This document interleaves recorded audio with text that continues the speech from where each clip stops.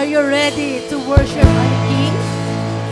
Lahat ba tayo ay handa na magpuri at magpasalamat sa Panginoong buhay? Amen? Kaya kalagan natin ang ating mga espiritu, mga kapatid.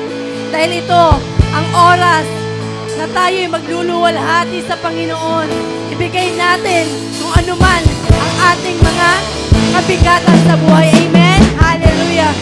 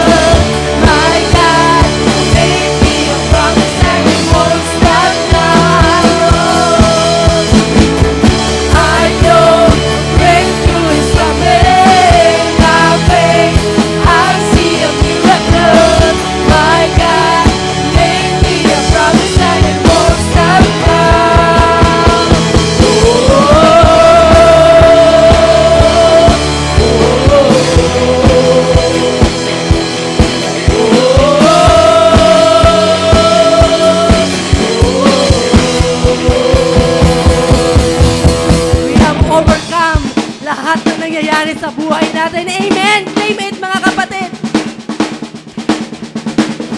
Thanks be to God who always causes us to triumph in His name. Thanks be to God who always causes us to live. Yeah. Thanks be to God who always causes us to triumph in His name.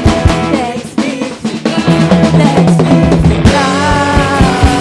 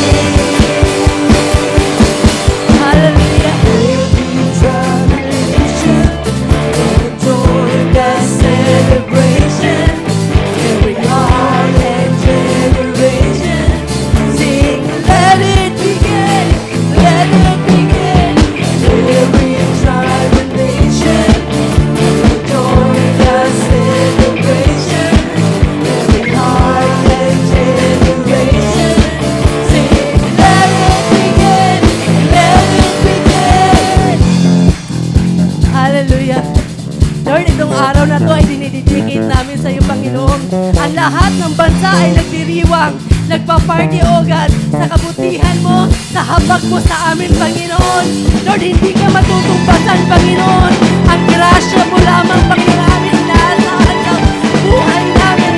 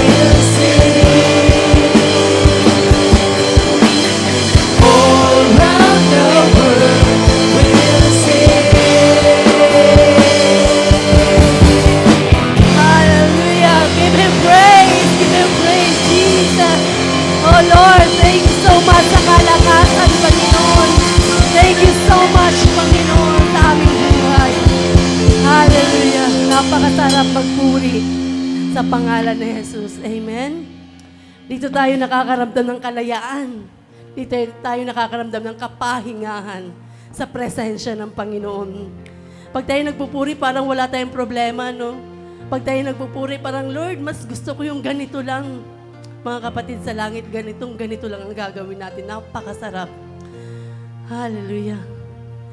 Hallelujah. As we continue po, na worship ang ating Panginoon.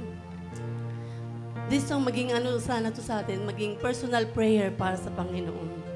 Kung ano man ang pinagdadaanan natin ngayon, ano man ang season ng buhay natin ngayon, Lord, Spirit, touch your church.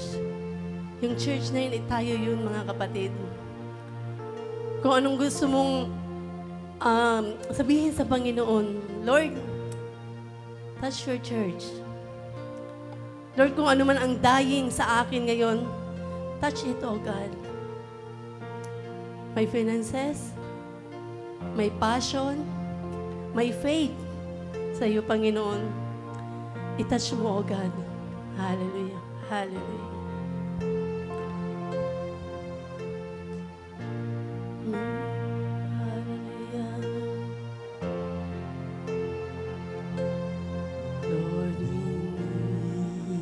Your grace and mercy. We need to pray like never before. We need the power of your Holy Spirit to open heaven's door. Spirit, touch your church, still the hearts of men, revive us, Lord, with your passion once again. I want to care for others like Jesus cares for me. Let your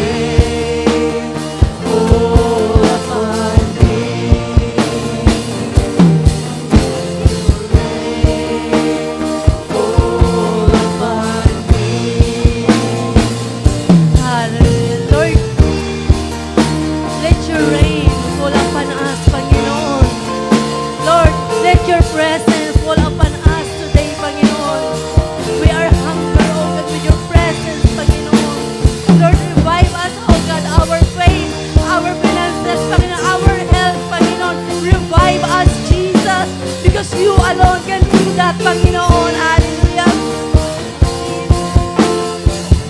Hallelujah.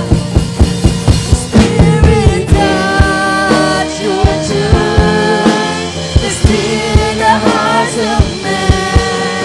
Revive us, Lord, with your passion once again. I want to feel more higher, like Jesus cares for me. Let your rain fall upon me. Let your rain fall upon me. Let your rain fall upon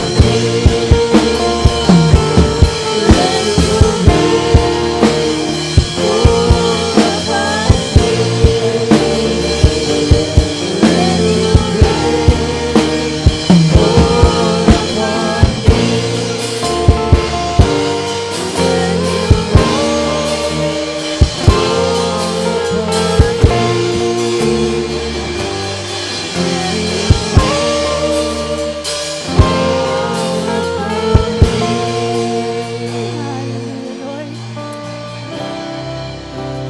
Isang tawag lang namin sa iyo, Panginoon. Ikaw sasagot sa amin, Lord. As we seek you, O God, we will find you, Panginoon. As we worship you, Panginoon, you can comfort our heart, O God. Hallelujah. Oh, Jesus. Oh, Yahweh. Manifest yourself.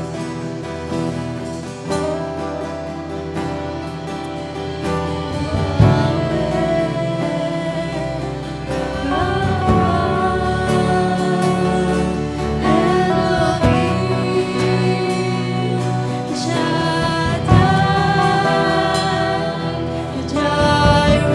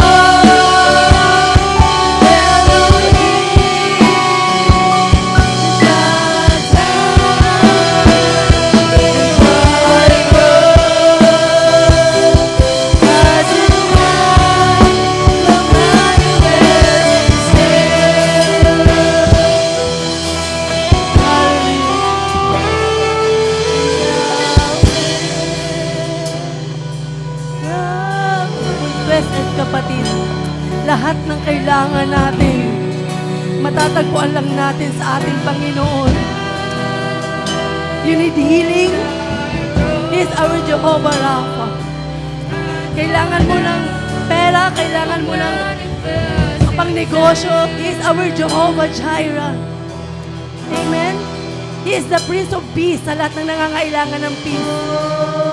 Hallelujah. Oh Lord Jesus.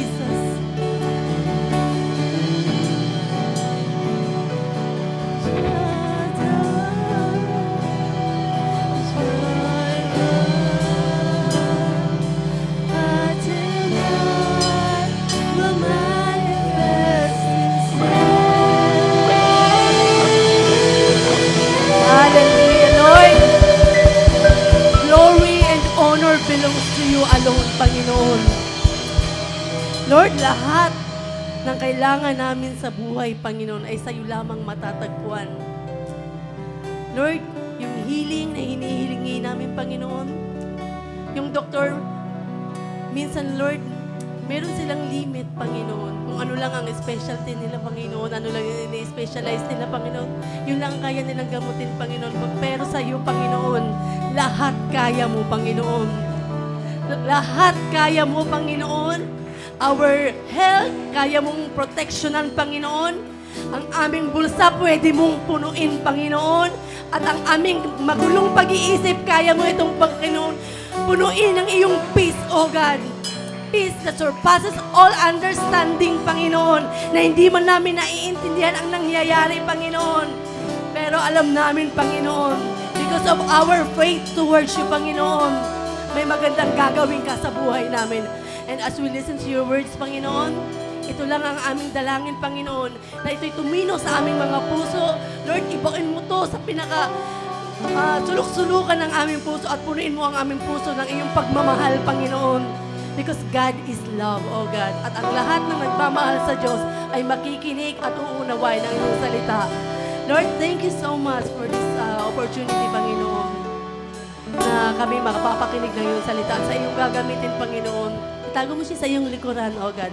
Double portion of anointing, O God, ang ibigay mo sa Kanya. At ang iyong salita lamang, Panginoon, ang lalabas sa Kanyang bibig, na ito'y maging conviction sa puso ng bawat isa. Hallelujah. Lord, we honor you, we glorify your holy name. In Jesus' name, amen. Hello, a blessed Sunday morning to everyone. Sige, palakpakan natin ang Diyos na buhay at makapangyarihan sa lahat. We still have seats here, okay? At welcome po sa COG Angono. Marami po tayong bagong kasama. Tayo lang po yung mga ngayon lang po naka-attend sa COG Angono. Yung mga invites ata ni Kuya Makto. Tayo po kayo. Sino po? Wow! Purihin natin ang Panginoon. And welcome po sa COG Angono. Salamat po. Sige po, pwede na po kayo makaupo. And sa lahat po na nandito ngayon, welcome. Na ngayon po tayo ay nasa ikalawang linggo ng Nobyembre. At magpapatuloy pa rin po tayo sa ating series, Opposite Attacks. Maganda po ang series na to. Amen. Diba, marami tayo natututunan dahil ang serye po na ito, The Opposite Attacks, ito po ay tumutukoy sa mga kaisipan, paniniwala, sinasabi na maraming tao ngayon dito sa mundo na hindi naman sinabi o hindi mo naman makikita sa Biblia. So, iyan po ang nasa likod ng opposite attacks na yan. Okay, last Sunday, alam ko, maganda itinuro ni Brother Benedict, but we were not here last Sunday, but I know you are blessed. Amen. Hallelujah. At ngayong umaga po, ito pong pag-aaralan natin, Standing Right with God. Okay. Kasi po, ano po yung ating liliwanagin na salita? Kasi maraming tao ngayon na naniniwala na ang mabait o pagiging mabait lamang ang makakapunta ng langit. Sino po naniwala dito? Sino po? Tingnan niyo po katabi niyo, mukha bang mabait o may taglay na kabaitan? O wala nang bait? Excuse me. Amen po ba? Okay, so maraming tao sinasabi na kailangan maging mabait ka. Okay, tingnan natin, pag-aralan natin, ano po? Kung ano po sinasabi ng Biblia tungkol dyan. Standing right with God. Okay, ito po ang ibig sabihin niyan. Basahin po natin na Efeso 2:8-9. Ang sabi doon, by grace, dahil sa biyaya ng Diyos, sa pamagitan ng pananampalataya, and that not of yourselves. It is a gift of God, not of works, lest any man should boast. Ito po ay tumutukoy sa ating kaligtasan, na tayo po daw ay naligtas, at tayo makakapunta ng langit, hindi dahil sa ating mabubuting gawa, upang di tayo magmalaki, bagkus ito po dahil sa biyaya, sa pamagitan ng pananampalataya natin sa ating Panginoong Hesukristo. Sino po naniniwala dyan? Sumigaw ng malakas na Amen! Okay, hallelujah. Okay, so ang sabi dito, righteousness by grace. Ito po yung right standing. Ibig sabihin nun, kailangan natin maging matuwid. So, ang sinasabi ng Diyos, hindi ka lang dapat na, hindi ka pagiging mabait natin kung bakit tayo magiging right standing o tama sa harapan ng Panginoon. Ngayon, pag-aralan natin, ano po bang ibig sabihin ng righteousness? Okay, sa Tagalog niyan ay pagiging matuwid. Okay, sa iba, ang righteousness ay pagiging... Yan. Di ba sabi niya, born again ka. Eh di mabait ka. Siyempre, maganda. Sabi mo, oo, kasi Sunday nung tinanong ka. Kasi pag Sunday, mabait ka. Eh, nasa church ka pa. Eh, di oo lalo. Hindi ba? Pag Sunday dito talaga, mukhang mababait lahat no? Diba? Okay. So, kaya lang, hindi po ang pagiging righteous ay hindi maging mabait. Kundi, pag sinabing righteous or righteousness, ito po ay pagiging matuwid. Okay. Kayo po ba'y naniniwala na pwede ka maging mabait pero hindi matuwid? Okay, bigyan ko ng example. Sa mga estudyante, pag pinakopya ka na iyong kaklase, mabait ba siya?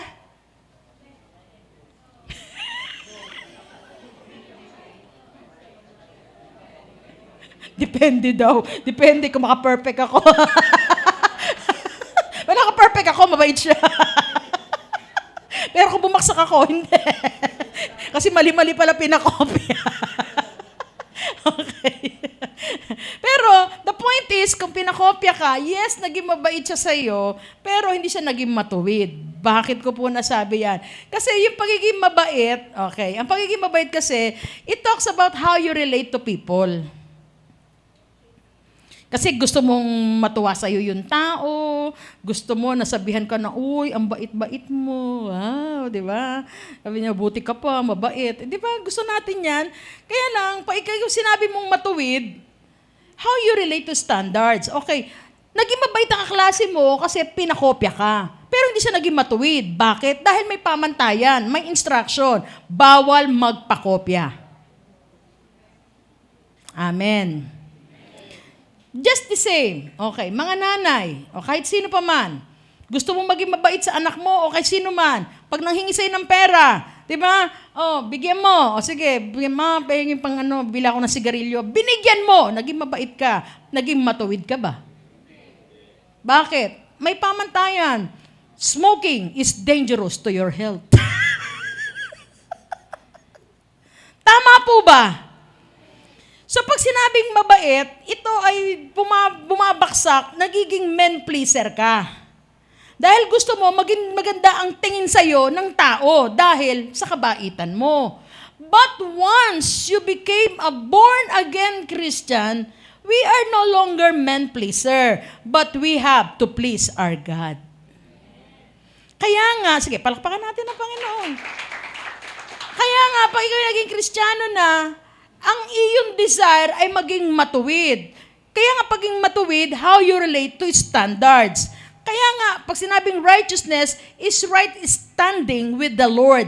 The word standing, ang root word niyan, kung hukayin mo, ito ay nanggaling sa standard. Kasi may sinet na standard. Kaya mo ginagawa yon. So, hindi natin pinag-usapan dito kung ano ang trato mo sa tao. Ang pinag-usapan dito, tama ba ang ginagawa mo sa harapan ng Panginoon?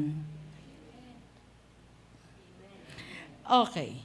So righteousness is standing right with the Lord. Yan po pag-usapan natin. At kung sinabing righteousness, we are talking about righteousness by God's grace. Importante na maintindihan natin ito mga kapatid. At napaka-importante, bakit kailangan natin hindi lang maging mabait, kundi maging matuwid? Because ang iyo honor lang ni Lord ay ang mga righteous. When you read the Bible in Psalms 91 verse 2, ang iyo o ang poprotektahan lang ng Lord ay mga righteous. Sabi niya sa Psalms 91:2, and the righteous says that the God is my refuge and my fortress, in whom I will trust. Ang sabi doon sa Santiago 5:16, the prayer of the righteous availeth much. Ang sabi doon sa Psalms 37:25 ni Haring David, mula bata hanggang ako'y tumanda, wala pa akong nakita na isang matuwid na pinabayaan ng Diyos. Kaya ang iyo honor lang ni Lord, hindi yung mababait, kundi ang matutuwid. Pumalakpak ang matutuwid. Wow!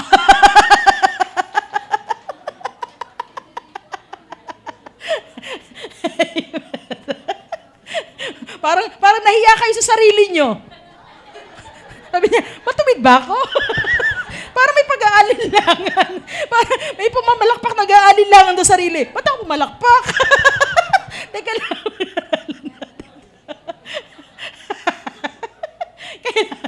Ngayon, pag-aralan natin kaya lang, meeting God's standards, parang hindi natin kaya eh. It's impossible for us. Nagbigay ng pamantayan ang Diyos, 10 utos ng Diyos, Exodus 20. Di ba, ibigin mo ang Diyos ng buong puso, wala kang ibang kikilalanin na Diyos, di ba? Huwag kang luluhod sa anumang Diyos-Diyosan, huwag mong gagamitin ang pangalan ng Panginoon sa walang kabuluhan. Kaya pa ikaw Kristiyano na, hindi na uso sa iyo expression na OMG. Kasi Christian ka ni. Ba't gagamitin mo sa walang kabuluhan yung salitang yun? Kaya pag ikaw Christian na, wala na yung G. Kailangan, oh my, ganun na lang. Oh my. Kasi wala naman kinalaman si Lord sa mga nangyayari sa iyo. Oh my. Di ba? So kahit wag natin na anuhin ang pangalan ng Panginoon. At ang pagsusulat, please, ang pagsusulat ng pangalan ng Panginoon, if it is referring to God, it is always capital letter. Ito napapansin ko mga Kristiyano, kay God bless, yung letter G ang liit. Sinong Diyos yan? Diyos-Diyosan yan. Kasi, kaya nga sa pag-alam, di ba, pagsulat pala ng pangalan ng Panginoon, nakita na kung may tama ka relasyon sa Diyos, kasi nandun ang paggalang mo sa pangalan ng Panginoon. Laging, always, capital letter yan. Diyos, capital. God, capital. Okay? Ngayon, sabi doon, we cannot meet because God's standards is always perfection. Yung 10 utos ng Diyos, sabi doon, si Lord lang ibigin mo, wag kang sasamba sa ibang Diyos, wag mong gagamitin ang pangalan ng Diyos sa walang kabuluhan. Pang-4, ikikip mo ang Sabbath day, di ba? Keep it holy. Ang pang-5, igalang mo ang iyong mga magulang. Yan. Tapos sumunod doon, adultery, do not lie, covetousness. Ngayon, hindi ka man hindi ka nag-commit ng adultery, pero nagsinungaling ka. O, di ba? Ang sabi doon sa Santiago 2:21 ba yun? Ang sabi doon, isa lang ang hindi mo magawa sa kautusan. Fail ka na. Amen. Kasi kung hindi ka naman adulterous, hindi ka naman magnanakaw o pumatay, sinungaling tayong lahat eh. Sino magsasabi dito magtataas sa kamay na hindi siya nagsisinungaling? Nabuti na lang, walang nagtaas. O may nagtaas, sasabihin talaga sinungaling. Di ba? Sinungaling ka. Kasi lahat tayo nagsisinungaling pa. Amen! Okay, maganda yung aminan tayo, ha? Walang paanuhan dito. Okay, aminan tayo dito. So, hindi natin kayang imit yan. For us, gawin natin yan sa ating effort? No, we cannot do that. So, paano natin mamimit? Ngayon, sabi ng Panginoong Jesus, nung siya nagtuturo, Mateo 5:20, sabi doon, for I tell you, unless your righteousness exceeds that of the scribes and Pharisees, you will never enter the kingdom of God. Sabi niya, kailangan, gusto mong pumasok ng langit? Lakpasan mo ang pagiging matuwid ng mga eskriba at mga pariseyo. Sino yung mga eskriba at mga pariseyo? Sila ang mga tagapagturo ng kautusan during that time sa panahon ng ating Panginoong Jesus. And mind you, when you say Pharisees, if you are teacher of the law during that time, grabe ang pagsunod nila sa utos. Every detail, sinusunod nila. Alam niyo ba, yung 10 utos, hinimay-himay pa nila, kaya meron silang Mishnah and Talmud. Yung 10 utos, naging 600 plus pa yun. Yung sabi doon na, wag kang gagawa pag araw ng Sabbath day. Yung work sa kanila, ang ibig sabihin nun, hindi gagawa yung dalawa mong kamay. Kaya pag linggo sa kanila, pati pagbubutones, hindi pwede. Bakit? Kasi kikilos yung dalawang kamay mo eh. Ganon sila kahigpit. That's true. Kaya sa pagsunod ng batas, ng utos, matindi sila. Kaya yung pag-honor sa kanila noon, paggalang sa kanila, grabe. Kasi sabi niya, pag sinabing Pariseo, uy, grabe yan, galang natin yan kasi grabe masunurin yan. Akala nila. Pero, hindi nila alam, dahil ginagawa nila, nag-church sila, nag-pray sila, nasa city gates pa sila, talaga pinapakita nila sa lahat na, uy, prayerful ako, nagtatights ako, di ba, lahat ginagawa nila. Pero ang problema, sabi doon sa Matthew 23, kayo, alam niyo po ba, yung mga Pariseo na yan ang tumanggap na masakit na salita sa ating Panginoon.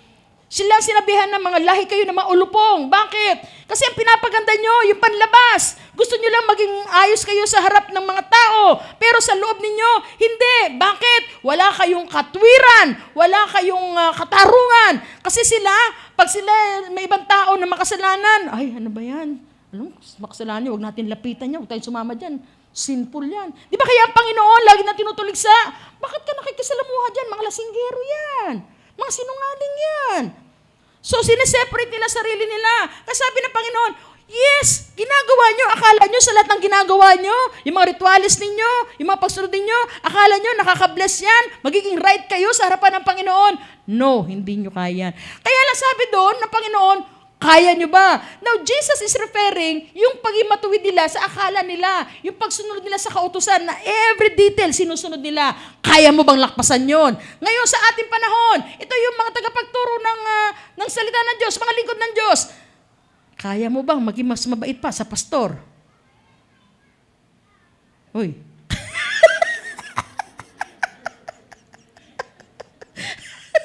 Hindi ba? Hindi ba? So parang imposible. Amen po ba? Kung sarili lang natin lakas, hindi natin kaya. Kung effort natin, hindi natin kaya. Imposible talaga. Kaya nga, kahit anong pagkusumikap mo, na gawin mong maging matuwid ka sa harapan ng Diyos, sa pamagitan ng sarili mong gawa, tingnan natin, ang sabi sa Isaiah 64:6, all of us have become like one who is unclean, and all our righteous acts are like filthy rags. Kung gagawin mong maging matuwid sa harapan ng Diyos, gagawin mo yun sa sarili mong kapamaraanan at sarili mong effort. At sabi doon, still ang tingin sa iyo ng Panginoon, yung good works mo ay maduming basahan sa harapan ng ating Panginoon. This is the point. Ngayon, it is impossible for us to meet God's standard by our own strength and our own ways. Ngayon, itong ginawa ng Panginoon, yung hindi natin kaya, si Lord ang gumawa. Kaya iyan ang tinatawag na grace, biyaya. Amen po ba? Kaya pala mga kapatid, minsan, pinupush tayo ni Lord sa ating hangganan, pinupush tayo ni Lord sa ating limitasyon, na parang minsan, feeling mo na, Lord, di ba yung anak ko, hindi ko na kaya. Yung asawa ko, hindi ko na kayang tansyahin. Yung pasensya ko, Lord, sagad na. Minsan pala, inaalaw ni Lord yan, na i-push ka to the limit. Lord, wala na akong pagkukuhanan. Grabe na ang bayarin ko, Lord. Saan na ako kukuha? Diba? Talagang pinupush ka to the limit. Kasi bakit mga kapatid? Ayaw ni Lord. Kasi yung mga nakakaranas lamang ng biyaya ng Diyos ay yung mga tao na handang magpakumbaba sa Panginoon. Na hindi niya sasabihin na, kaya ko pa to. Ang nakakaranas lamang ng biyaya ng Diyos ay ang mga taong handang magpakumbaba at sabihin sa Diyos, Lord, di ko na kaya, kailangan kita. Kaya palang ginawa ng Panginoon sa Philippians 4:13, dinuktungan niya, I can do all things through who strengthens me. Kaya kaya mong gawin lahat ng bagay, kaya mo pa rin magpasensya, kaya mo pa rin magmahal, at kaya mo magpatuloy bilang Kristiyano dahil si Kristo ay kasama mo. So, hindi natin ito gagawin sa ating sarili dahil tayo may limitasyon tayo, nasasagad tayo, nauubos tayo, napipiga tayo. Pero totoo pala yung Romans 8:28, all things work together for good for those who love God. Bakit? Kasi pag ikaw nararamdaman mo na dinudurog ka na wasak ka na, Iyon pala ang gusto ng Lord na maranasan mo muna. Kasi doon niya ibibigay ang mayamang biyaya ng Diyos sa iyo. Amen? Kaya tandaan po natin to ha. God's grace begins to work at the end of self. Kasi tayo mga tao, mayayabang tayo. Tingnan mo katabi mo, mayabang yan. Mukha naman.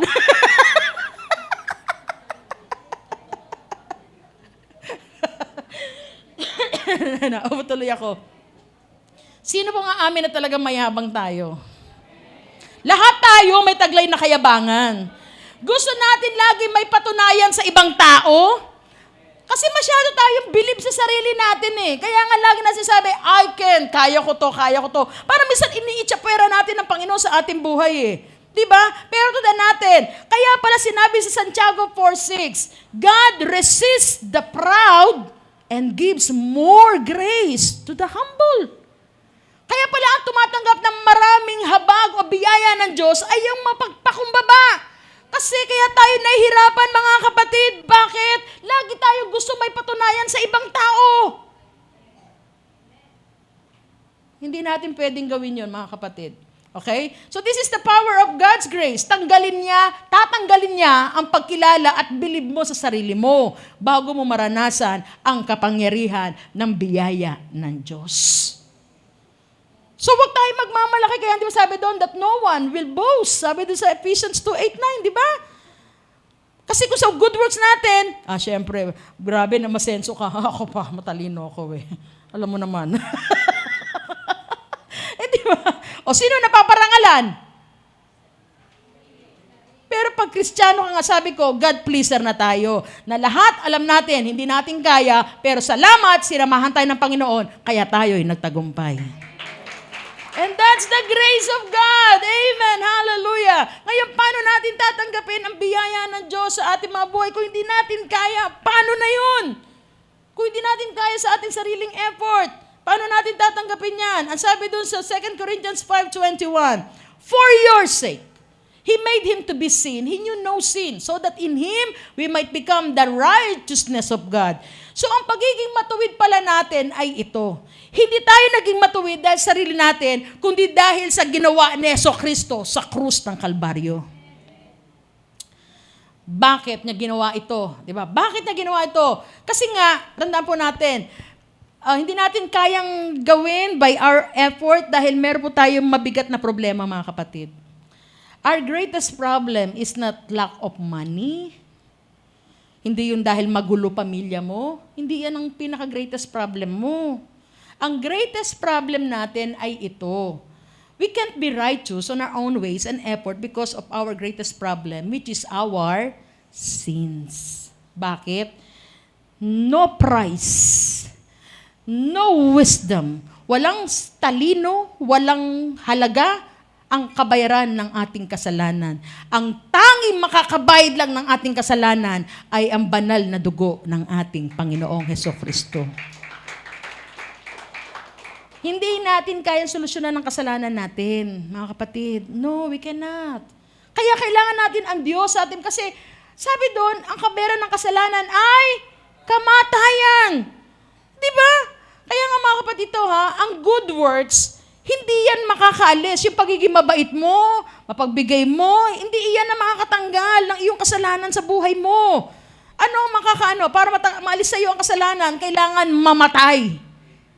Kasi nga sabi sa Romans 6:23, ang kabayaran ng kasalanan ay kamatayan. Kaya kung meron nagsasabi sa inyo dito na ayoko na magkasala, kapatid, magpakuha ka na kay Lord. Kasi habang nandito ka sa mundo, magkakasala at magkakasala ka. Naniniwala po ba kayo dyan? Kung hindi man sa gawa, kung hindi man salita, sa isip, magkakasala ka. Tingnan mo lang, kala mo, bagay sa kanya. Di ba kahit hindi ka masalita sa isip mo lang, kala mo naman, bagay sa kanya, pa-sexy pa, wala naman. Di ba? O di nagkakasala ka rin, tama ba? Kaya nga habang nandito ka, ngayon kung gusto mo talagang wala, Lord, ayoko na magkasala, pakuha ka na kay Lord.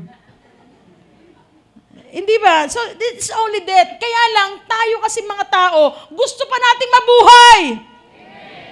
Gusto ko bang makasama pamilya ko? Kaya sabi ni Lord, kasi gusto niyo mabuhay, sige, pagbibigyan ko kayo. Ako na lang mamamatay para sa inyo. Nasa ganon, maging matuwid pa rin kayo sa harapan ng Panginoon. That's why, grace yun ng Panginoon. Mga kapatid, yung grasya, yes, that is free, but it is not cheap. Bakit siya naging free? Kasi gusto ni Lord, alagaan mo, pahalagahan mo. Kasi meron naghirap dyan. Walang iba kundi ang ating Panginoong Hesukristo. Kaya lang yung iba, dahil nga marami ngayon ang dinaunawaan, inaabuso ang grace. Tapos na pala yun eh. Ginawa na nga niya eh. Wala na akong gagawin. Siya na nga yun. Ginawa niya na eh. Wala na ako. Di na ako maghihirap. Tandaan natin yung debt ang magtatanggal sa atin. Kailangan kasi yun ang bayaran eh. Kasi hindi natin kayang imit. At ang hinihingi kasing kabayaran na kasalanan, kailangan manggaling sa sinless, spotless, and blameless. Di ba? Ang sabi doon, kailangan ang mag-aalay ng buhay, ang dugo na ibibigay pambayad sa kasalanan natin ay walang bahid, dungis, kapintasan. At isa lang yun, kaya nagkatawang taong Panginoong Hesukristo para siya ang magbayad ng lahat ng ating kasalanan. Sinagot niya lahat yun. And yes, kamatayan ang magtatanggal sa ating kasalanan. Pero habang tayo nabubuhay, ito pa rin ang sinabi sa atin ng Panginoon. Then Jesus told His disciples, if anyone would come after me, let him deny himself. Hindi ka mamamatay physically, pero sabi ng Panginoon, kung gusto mo pa rin lumakad na may katwiran, matuwid sa aking harapan, mamatay ka pa rin sa iyong sarili. Ibig sabihin, hindi mo na bibigyan ng daan ang mga pleasure ng buhay na ito, ng katawan na ito. Kasi itong katawan natin, ang laging gusto, masarap, komportable, ayaw ng sakripisyo. Tama po ba? So kailangan mamatay ka sa iyong sarili na hindi mo napapahintulutan na maghari sa iyo kung ano gusto ko. Ang maghahari na sa iyo kung ano ang gusto ng Panginoon sa buhay mo. Yun, ibig sabihin ng deny yourself. Hindi ba? Para makapamuhay tayo ng maayos dito sa mundo. Kaya minsan mga kapatid, sa totoo lang, bilang makasano, alam ko mga taga COG ang unang mababait. Tama po ba? Para wala naniwala. Pero aminin natin sa ating sarili, marami tayong kapalpakan. Kaya minsan mga kapatid, ito yung maintindihan natin pag tayo ay nakagagawa pa rin ng maraming kapalpakan, pagiging pasaway, toyoin, topakin ka pa rin, just look at the cross. Punta ka sa cross, tingnan mo ang ginawa ng Panginoong Jesus. Siya na walang kasalanan, siya ang naghirap para sa atin. Kaya nga, di ba, maiiyak ka, magpapasalamat ka, Lord, grabe ka. Ganyan mo ako kamahal. Pasaway ako, Lord Pero Lord, ang kabutihan mo, hindi tumitigil sa buhay ko. Binibigyan mo pa rin ako ng malusog na katawan. Diba? Meron akong pamilya. Diba? Nakapunta ako kahit saan. Lord, salamat. Ang lahat ng ito ay dahil sa biyaya mo. Amen po ba? Kailangan maintindihan natin yan, At bakit naghirap ang Panginoon sa krus ng Kalbaryo? Sabi doon, for our sake, para sa iyo at para sa akin. Kasi siya, wala naman siya kasalanan Napakasakit sa ating Panginoon yun, Ikaw, tingnan mo, Imaginein mo, ikaw ang nasa katatayuan ng Panginoon. Ikaw ang pinaghahampas, ikaw ang tinatadyakan, ikaw ang dinuduraan, ikaw ang tinutusok. Pinagpasan ka ng krus, di ba? Pinagtatawanan ka. Kung ikaw tayo, teko lang, wala naman ng kasalanan bakit ako gagawa nito? Can you imagine how he struggled, how he sacrificed for our sins? Pero bakit niya ginawa yun? Hindi para sa kanya, para sa atin, for our sake. Kaya nga sabi doon, so that in Him, we might become the righteousness of God. Kaya nga yung ating pagiging matuwid, it's not because of us, sa ginagawa nating kabutihan. No, maliwanag. 2 Corinthians 5:21. In Him, dahil sa Kanya at ginawa niya sa krus, kaya tayo'y naging righteous. Amen. Hallelujah. Sige, palakpakan natin ang Panginoon. So sabi doon, we are righteous not because of what we do, but on what Jesus did on the cross. Diba? Kaya tayo ay nanampalataya, kaya tayo naging matuwid sa harapan ng Panginoon dahil sa ginawa niya sa krus ng Kalbaryo. Ngayon, ito yon mga kapatid. Kayo ba'y naniniwala? May tanong, di ba? Paano yon? Ngayon, yung ginawa ng Panginoon, naging righteous ako dahil may ginawa ang Panginoon para sa akin. Naniwala ako sa Kanya, tinanggap ko siya. Ako, hindi ako nakamit ng pamantayan, pero siya namit. So, nung ako'y naniwala, yung righteousness ni Jesus napunta na sa akin. Naintindihan niyo po ba yon? It is because of our faith to Him. Kaya nga sabi doon, ang pagiging matuwid natin ay nakasalalay yan doon sa finished work ng ating Panginoon sa krus. Ngayon, pwede ba na ang isang matuwid ay gumawa pa rin ng unrighteous things? Naniniwala po ba kayo doon? Pwede pa ba na kahit ikaw ay matuwid na sa harapan ng Diyos, gumagawa ka pa rin ng mga hindi magandang bagay? Kasi nga, para patunayan sa inyo na hindi nakabase sa ating behavior, hindi nakabase sa ating ginagawa, kundi nakabase sa ginawa ni Jesus ang ating righteousness. Okay. Sabi ni Paul sa Romans 4:2. Okay, ito ang ginawa niya example, si Abraham. Sabi niya, kilala niyo po ba si Abraham? He was the father of faith. Okay, sabi doon, Romans 4:2. For if Abraham was justified by works, kung si Abraham ay ginawang matuwid ng Panginoon, he has something to boast. Meron siyang pagmamalaki. Ngayon, sino si Abraham? Siya yung tinawag ng Panginoon na iwanan yung kanyang lugar at pumunta sa sinasabi ng Panginoon. Siya lang naman yung naghintay ng 25 years sa kanyang anak na si Isaac. At nung lumaki-laki na si Isaac, inutusan siya ng Diyos, sige, mag-sacrifice ka, i-offer mo sa akin ng iyong anak. Ngayon, ginawa ni Abraham. Kaya nga, napatunayan ng Panginoon na, masunurin talaga si Abraham. Ngayon, ang sabi ng Panginoon dito sa Roma, sabi ni Pablo, kung ang pagiging matuwid niya ay dahil sa ginawa niya, kasi may pagmamalaki si Abraham. So, ang ibig, parang ganito sinasabi ni Pablo, na pag umarap si Abraham sa Panginoon, Lord, kailangan pumunta ako ng langit, papasukin mo ako. Grabe ginawa ko, sinakripisyo ko ang anak ko, 25 years kong hinintay yun, pero nung sinabi mo, ginawa ko yun. Di ba? Ginawa ko yun.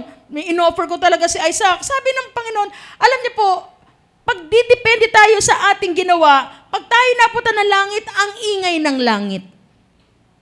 Bakit maingay? Lahat tayo magmamalaki.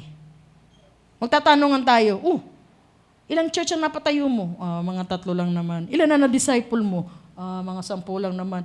Ilan yung natulungan mo? Mga 20. Diba?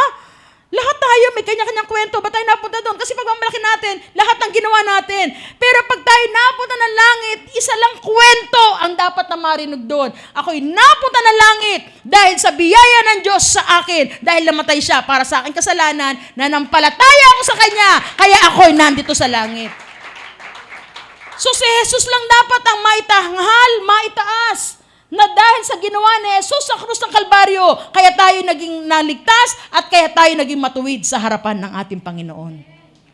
Amen? So hindi tayo magmamalaki sa isa't isa. Sabi doon, for what does the scripture say? Abraham,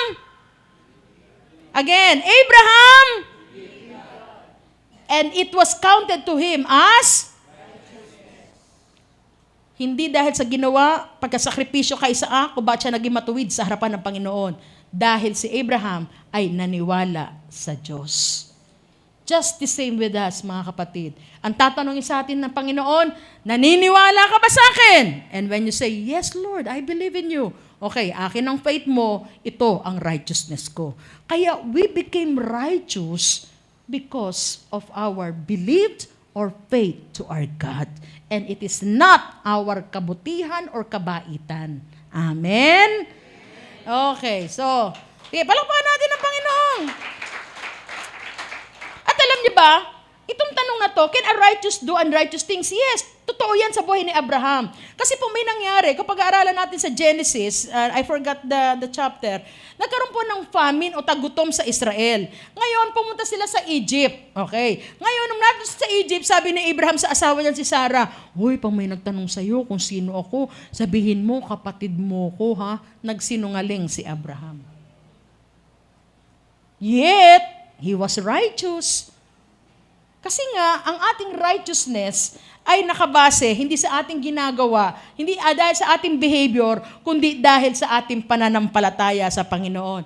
Ngayon, ang tanong, ganun naman pala, pastora Doon ibig sabihin pala, gagawa na ako ng okay lang, gumawa ako ng masama. Kasi nakabase pala yun, hindi sa aking ginagawa, kundi sa ginawa ng Panginoon. Okay lang, di ako mag-pray, hindi ako magbasa ng Bible, di ako umattend. Kasi hindi naman pala lahat yun Kasi yung ginawa lang ng Panginoon pala yun Naging righteous ako, naniwala ako sa Kanya. Okay lang ako. Kaya nga mga kapatid, maraming Kristiyano ang ganyan. Hindi pinapahalagahan yung pagpe-pray, pero wait ipapaliwanag ko mabuti sa inyo. Okay? So totoo yan. Can a righteous do unrighteous things? Yes, pwede pa po. Example, tayo. When we believe in Jesus, yes, righteous na po tayo sa harapan ng Panginoon. But still, nagmi-misbehave pa rin tayo. May ginagawa pa rin tayong kapalpakan. Tinotopak pa rin tayo. O sino dito talagang banal na? O di ba? O di kayo makapalakpak. Subukan niyo pumalakpak. Bigla nagamon Okay. So totoo ito. Hindi ba? Lahat tayo may kapalpakan pa. Pero ito ang susunod na tanong. Does the unrighteous things the righteous does makes him unrighteous? Naintindihan niyo po ba? Yung bang mga maling ginagawa ng isang matuwid ay magiging sanhi para siya ay maging unrighteous na o hindi na matuwid sa harapan ng Panginoon? Naintindihan niyo na? Naintindihan niyo na po ba? Yung mga mali ba natin, yung ating pagiging pasaway, kapalpakan ba, ito ba magiging sanhi para hindi na tayo maging matuwid sa harapan ng Diyos? Okay. Wrong. Okay lang pala yun Pastora, hindi na ako atin pag-Sunday. Hindi na ako magpe-pray. Okay lang pala. Hindi pala mababawasan pagiging matuwid ko di ba? Okay, pag-aralan natin to Because our righteousness is about position and not by our performance. Ano ibig sabihin ng position? Kasi nung ikaw ay nanampalataya, tinanggap mo ng Panginoon, naka-align na ikaw. Ang buhay mo, naka-align na sa Panginoon. Okay. Ibig sabihin, naka-position na. Ngayon, just to clarify this, para mabilis yung maunawaan. Dito sa ating bansa, halimbawa, ang mga mayor, ilang taon ang nanungkulan? 6 years ba? Presidente, senators, congressman, 6 years, di ba? Meron tayong ine-elect, minsan, mga mayor, senators, alam mo may masamang ginagawa. Tama po ba? Alam mo, may mali sa kanya mga plataforma. May mga pinangako siya ng hindi niya ginagawa. Pero ano lang magagawa mo? Ano ba yan? Hindi mo siya agad-agad matatanggal. Bakit? Nakaposisyon So maghintay ka ng 6 years. Naintindihan niyo po ba? Sinasabi ko. Unless, magdemanda ka sa kanya. Pero, dahil siya ay nakaposisyon, he was elected, he was chosen, kaya nandoon siya sa kanyang posisyon. Hindi mo siya agad-agad matatanggal. Just the same with our righteousness. Because we are chosen by God. At ikaw na nampalataya sa Panginoon. Kaya yung righteousness mo, hindi yan tatanggalin ni Lord kasi nakaposisyon ka na. Nakaposisyon ka na. Ngayon, pag-aralan natin So it's not by our performance. So di ka gagawa ng tama para maging righteous ka. Kundi, gagawa ka ng tama dahil righteous ka na. Now, parang ganito yun Hindi ka gagawa ng kabutihan dahil gusto mong magpakabuti para ipakita na gano'n. Hindi. Gagawin mo to dahil alam mo sarili mo, righteous ako. Kaya gagawin ko na kung anong ginagawa ng taong righteous. Magiging matuwid ako dahil ito dapat gawin ng isang taong matuwid. Pero hindi mo gagawin yan dahil gusto mo pang maging matuwid. Kasi once na nagkaroon ka ng faith kay Lord, tinanggap mo na si Lord, righteous ka na kaagad sa harapan ng Panginoon. At hindi na mawawala yun. Teka, pag-aralan natin. Ganun ba yun? Pag-aralan natin, mabuti Minsan, kaya nalilito yung maraming Kristiyano sa ngayon kasi nga may extreme grace. Ganun pala Hindi pala mawawala yung pagiging, I'm talking about righteousness pagiging matuwid Ito yung topic natin. Okay, hindi to Tapos, sabi nung iba, kaya nalilito sila na sinasabi nila na wala na pala akong gagawin kahit di na ako mag-pray kasi hindi naman pala nawawala eh. Pero pag-aralan natin to. May dumating sa mga Galatia, sa church ng Galatian, okay? So sabi ni Pablo ganito, kasi si Pablo parang siya yung nag-pioneer doon sa Galatian eh. Napakinggan niya, may maling turo, may false teaching na nangyayari sa Galatians.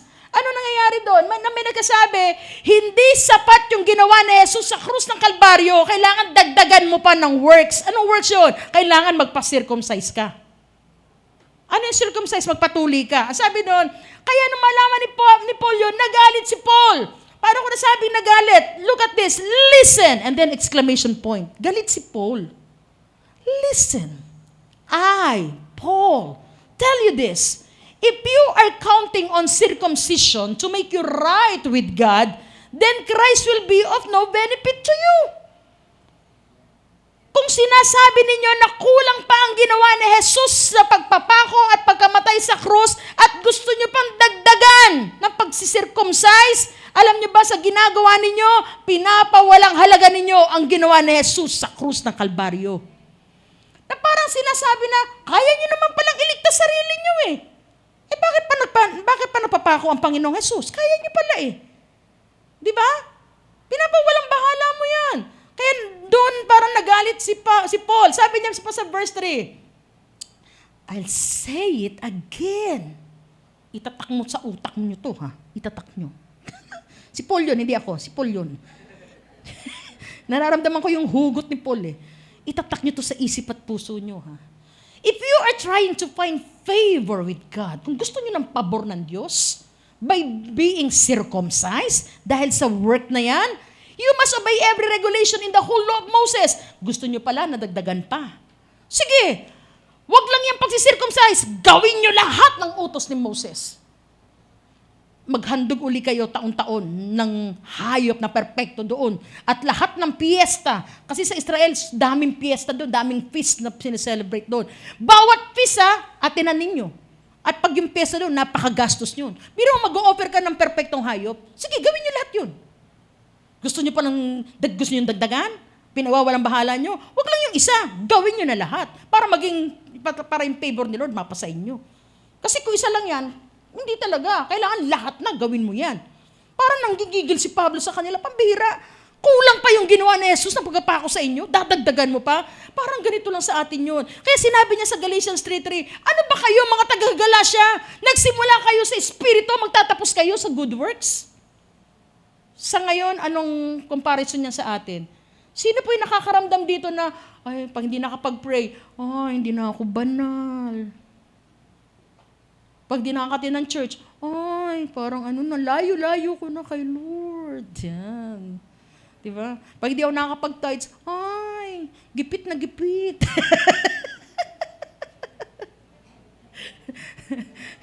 Diba? Diba? So, considered kasi mga works yun, mga kapatid. Ginagawa mo yun eh. Pero nawa, hindi magtatapos doon. Pag nagsimula ka sa Espiritu, dapat magtatapos ka sa Espiritu. Na hindi ka babase sa kaligtasan mo o sa iyong pagiging matuwid sa harapan ng Panginoon dahil sa mga ginagawa mo. Dahil ang kailangan na makita pa rin yung ginawa ng Panginoon na ginagawa mo yan bilang pagpapasalamat sa ginawa ni Jesus sa krus ng Kalbaryo. Hindi ka mag-feeling na, Lord, kasi ganito nangyari sa akin. Hindi. Gagawin mo to, Lord, alam ko. Kasi ikaw, pag naintindihan mo yung ginawa ni Jesus sa'yo, yung biyaya ng Diyos sa'yo, maniwala kayo, yung 10% ng tithes mo, kulang pa yan.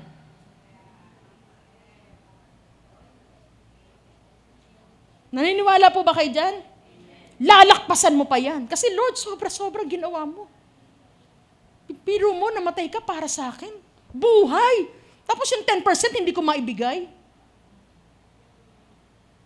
Iyon yung sinasabi ni Paul. Kailangan pagpapasalamat dahil naintindihan mo yung grasya ng Diyos sa buhay mo.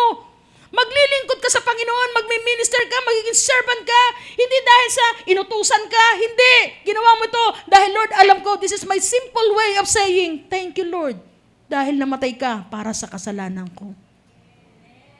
Dapat, sige, palakpakan natin ang Panginoon. Dapat doon, lahat babaksak yun.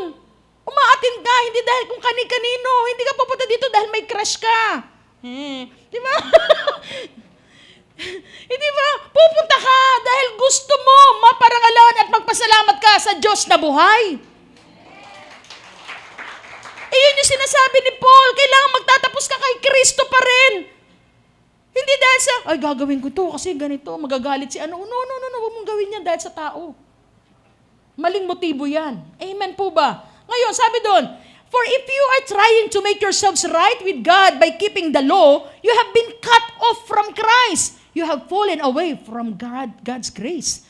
Kaya nga yung mga tao na umaasa sa kanyang sariling gawa, hindi niya nararanasan na lubos ang kapangyarihan ng grasya ng Diyos.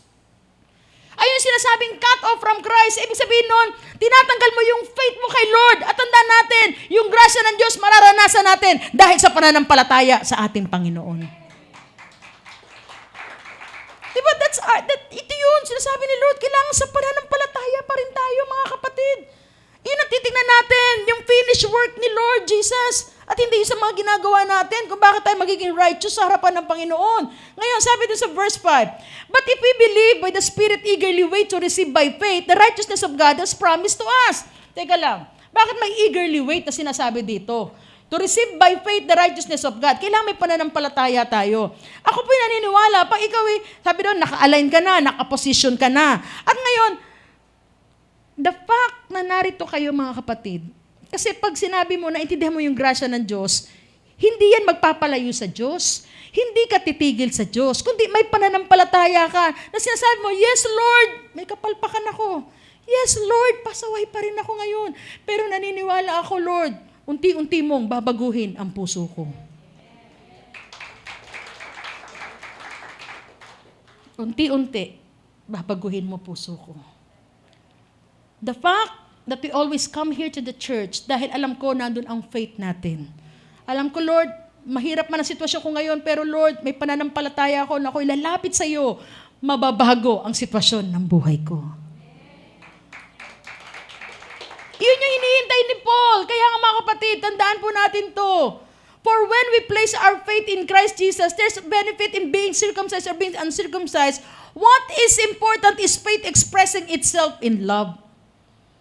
So, ibig sabihin nagkakaroon tayo ng pananampalataya na tayo mababago, na dati, hindi tayo masungit tayo, madali tayo magalot, pero sa unti-unti nating paglapit sa Diyos, nagkakaroon ng pagbabago hanggang such time na maramdaman natin ang pag-ibig ng Diyos sa atin. At ang pag-ibig ng Diyos, iyan ang magbabago ng lubusan sa atin. Amen!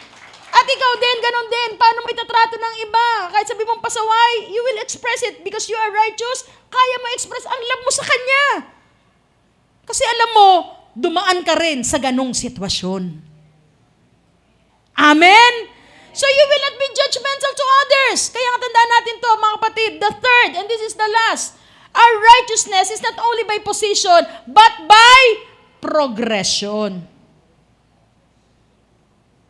Kaya huwag kayo magugulat, ang tagal-tagal ng Kristiyano, pasaway pa rin, ganito pa rin. Kapatid, lahat tayo, still work in progress. Pero habang ikaw ay nagpapatuloy kay Lord, dapat may progression. Ano pong ibig sabihin talaga ng grace? Para lubos niyo pong maunawaan, ganito po iyon. Sino po dito mahilig mag-download ng mga videos?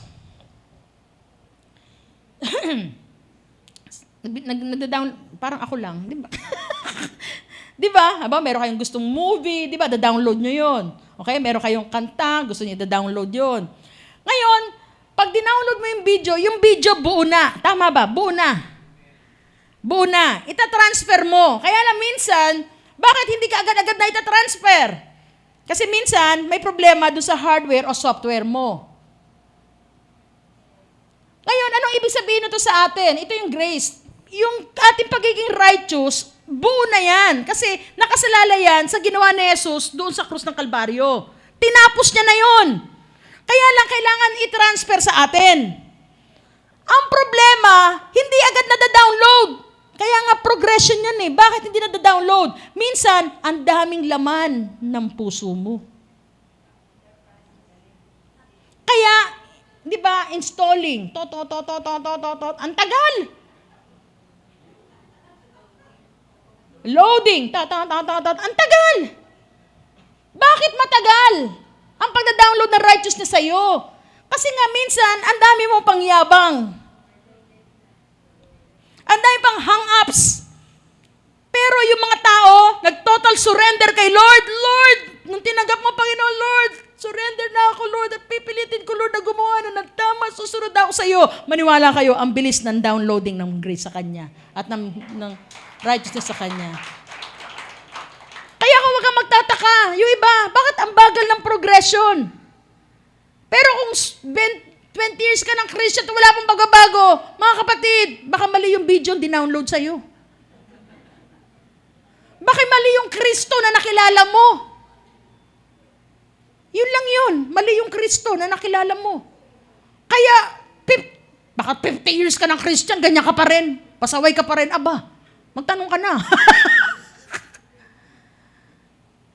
Kaya nga, yung sabi daw, righteousness is by progression. So, ibig sabihin, depende yan sa laman ng puso natin. Paano ida-download sa atin yung righteousness sa buhay natin? Minsan, hindi pa natin matanggap totally, hindi natin maunawaan kasi ang dami pang laman ng puso natin, ang daming kasamaan, ang daming kayabangan. At paano mawawala yung mga hang-ups na yan, yung mga sagabal na yan, para mabilis i-download sa atin? Doon mo kailangan na lagi kang mag-pray. Kasi para lagi mong kausap si Lord. Si Lord pala, ganito. Makilala mo. Di ba? Kaya ang mag-asawa, nagkamabutihan, lagi nag-uusap.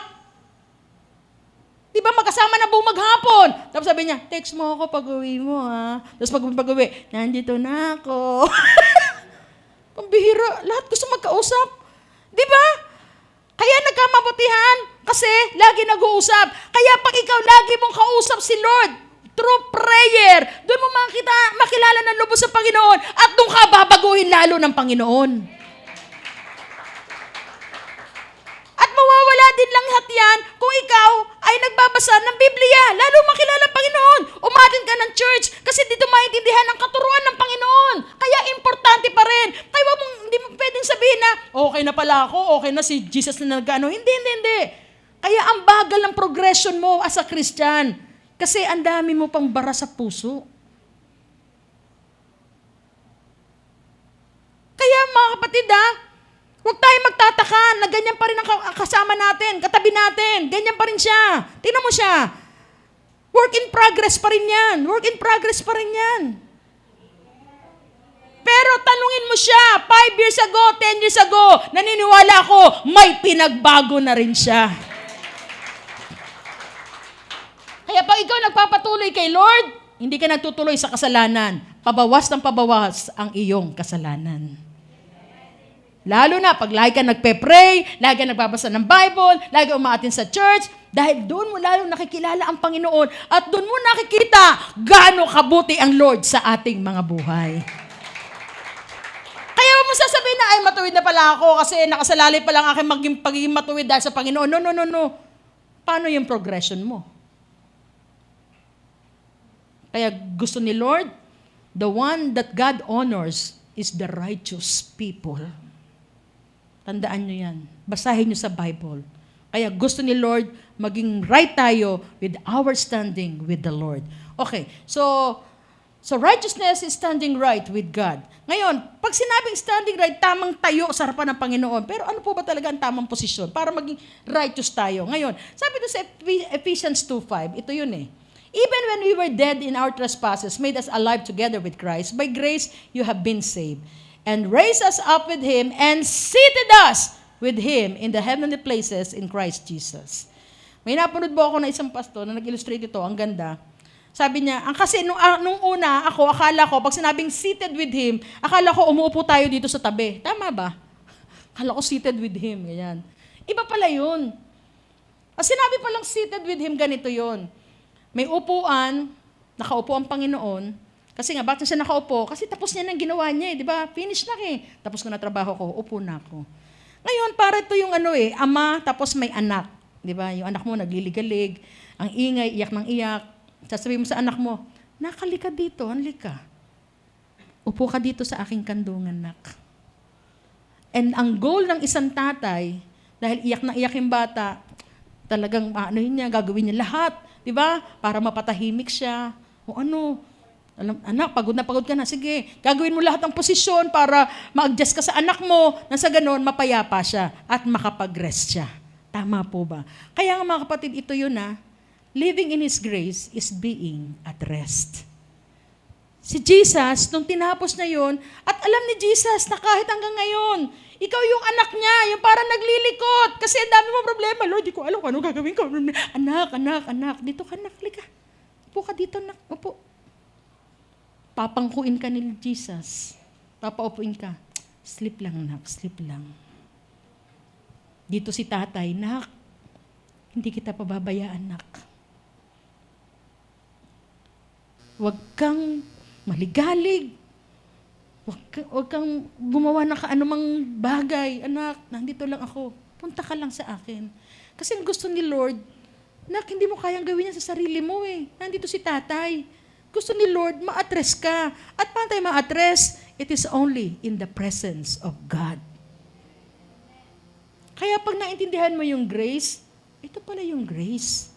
Yes, it starts with the grace. The grace will sustain us, and that grace will finish all the works. Di po ba? Kung ano yung pinagagawa sa atin ng Panginoon, tutulungan tayo ng Panginoon. Kapatid, ano man ang sitwasyon mo, kung ano problema mo ngayon, huwag mong tapusin yan sa sarili mong kapamaraanan. Baka si Lord na tulak sa'yo sa hangganan na yan. Bakit? Kasi gusto ni Lord, maranasan mo na ang biyaya niya. Kaya lang, sabi ko kanina, ang grace ni Lord ay available lang sa mataong handang magpakumbaba. Ang gusto ni Lord, yung total dependency mo sa Kanya, na Lord, huwag mong sarilinin yan, kapatid, Ang gusto lang naman marinig sa atin ni Lord, Panginoon, hindi ko na kaya. I can't, Lord. Kailangan na kita sa buhay ko. Kaya kung ano man nararanasan mo ngayon, I know, lahat tayo. May pinagdadaanan, may kabigatan. Kapatid, pinararanas sa'yo ni Lord yan kasi gusto ni Lord, pumunta ka sa ating Panginoon, lumapit ka sa Kanya, at mag-surrender ka sa Kanya. And that, the grace of God will begin to work in your life. Kasi kung sarili lang natin, hindi natin kaya. Kaya kapatid, I would like to encourage you. Ikaw ba yun at sinasabi ng Panginoon, anak, di mo na ba kaya? Hanggan na ba? Pinuntahan mo na lahat? Ginawa mo na lahat? Wala pa rin nangyayari? Anak, hayaan mo, ako naman ang gumawa sa buhay mo. Pero isang bagay lang gusto ni Lord, magpakumbaba tayo sa harapan ng Panginoon. And if you are willing to humble yourselves, to experience His grace, kapatid, lapit ka lang sa harapan and we will pray for you. Can you come in front? Huwag niyo intindihin yung katabi mo. Alam ko, napunta ka dito para sa biyaya, para maranasan ang kapangyarihan ng Diyos. Sige po, lapit lang po kayo, huwag kayong mahiya. Tayo pong lahat ay sumamba sa ating buhay na Panginoon. Hallelujah! The power of His blood, everything was done so you